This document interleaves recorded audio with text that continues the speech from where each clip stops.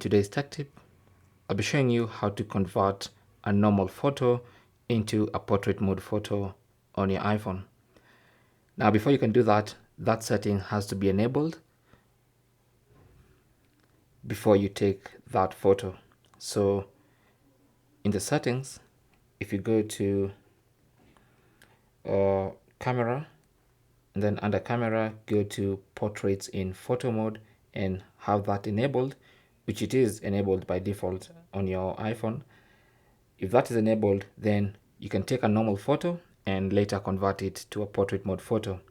So let's look at a photo like this one. This is just a normal live photo, as you can see, actually a selfie. So to convert this into a portrait mode photo, so I can blur my background, tap on edit, and then at the bottom there you should see the portrait icon. Tap on that, and now it's a portrait mode photo, as you can see, and you have the slider to adjust how much blur you want in your background. Okay, once you choose how much blur you want in your background,